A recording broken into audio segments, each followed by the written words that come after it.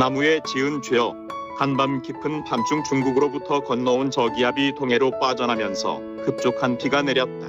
우리 지역은 작년 가을 이후 겨울까지 한 차례 비가 없다가 4월 초순에 감질난 비가 오긴 했다만 해갈에는 턱없이 부족한 강수량이었다. 이 즈음 비가 기다려짐은 농사의 절실하고 산불 예방에도 크게 도움이 된다.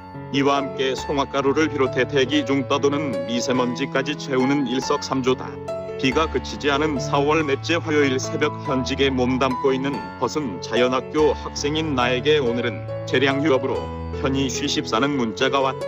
연일 선약을 누비는 자연학교 학생에게는 비가 와야 쉬는 날이 생길 법도 했다. 집 근처 공공도서관으로 나가 무릎 관절에 휴식을 줄 필요도 있다. 20날 전 도서관에서 빌려와 읽었던 책은 어제 아침 반납했기에 서두르지 않아도 되었다. 나는 나대로 비가 오면 하루 안식이 아니라 집에서 할 일이 기다렸다. 열흘 뒤 리모델링을 착수할 남은 기간의 세간을 정리함이 남제였다. 짐들 가운데 낡은 장롱이나 책장은 시공업자가 폐기물로 처리하겠으나 거실을 비롯해 곳곳에 쌓아둔 책을 묶어 치우는 일이다. 3년 전 상당한 분량의 책을 치운 적이 있었다만 이번에는 서가까지 없앨 요량이라 작업량이 만만하지 않을 듯했다. 좁은 우리 집에서 책을 쌓아둔 자리가 거실은 물론 방세 곳마다 가득이었다. 먼저 거실 서가의 책부터 정리해야 했다. 이참에 세월이 지난 책들은 모두 폐기 처분할 생각이다.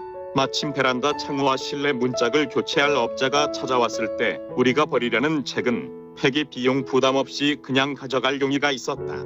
비가 와야 야외학습을 나가지 못하기에 책을 묶어두려고 벼르던 날이다. 길게는 청년기 학부 시절에 읽었던 국어국문학 전공 서적이 아직 남아있었다.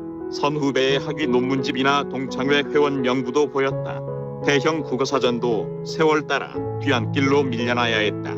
한때 부정기 간행물로 유명세를 탄 창작과 비평은 창간호 붙어 있었고 그 밖에도 문학 잡지들은 다수였다. 내가 교류의 폭이 좁았으나 여러 문우들이 보내온 작품집들은 그 수를 헤아릴 수 없었다. 집안의 족보를 비롯해 보존 가치 있는 일부 책을 제외하고 과감히 묶어 나갔다. 서울로 떠나보낸 두 아들 녀석의 책들도 만만찮았다. 예전 근무지에서 받았던 졸업 앨범도 남겨둘 일 없이 묶어 치웠다. 거실 책을 묶은 뒤 방안 서가의 책들을 내려 묶으면서 서랍에 담긴 내용물도 꺼냈다. 젊은 날 교류한 것들과 오간 편지도 있었고 20-30년 전 근무지 동료들과 남긴 사진도 보였다. 서류 뭉치 가운데 편지 한 통이 눈길을 끌었다. 7-8년 전 근무지 한 제자가 학위를 마치면서 내게 보낸 편지인 듯했다. 표지에 내 얼굴을 그럴듯하게 그려 한 해 동안 내가 진행한 수업에 대한 평가를 자세하게 해놓았더랬다. 항목별 번호를 붙인 작은 제목이 꿈꾸는 소년, 조용한 목소리, 독특한 발상 등이었다. 스승의 날 어느 학급에서 담임도 아닌 내가 받은 상장도 나왔다. 집안에 가득한 책을 묶으면서 생활비 가운데 도서 구입비가 제법 들었지 싶었다. 그와 함께 한 권의 책을 펴낼 때마다 숲은 얼마나 훼손되었을까 하는데 미쳤다. 나무에서 종이가 만들어지는 과정에서 환경은 얼마나 오염시켰을까 생각하니 십자층이 저지른 죄업의 무게가 가볍지 않을 듯했다. 거기에는 지난날 내가 펴낸 그리움만으로도 행복합니다로도 자유롭지 못해 부끄러웠다.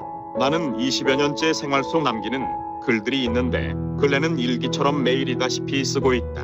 연말에 이 보용지로 출력하면 상당한 쪽수로 표직을 마무리 지은 작년에는 표제가 산골 소년바다로 가다였다. 내 삶의 궤적을 돌아보는데 만족하고 책으로 엮어낼 생각은 없어 이동저장 장치에 담아두었다. 이 밖에 운문 부스러기들도 있다만 그간 출력물 보따리는 베란다 창고에 쌓아놓았다. 22년 4월 26일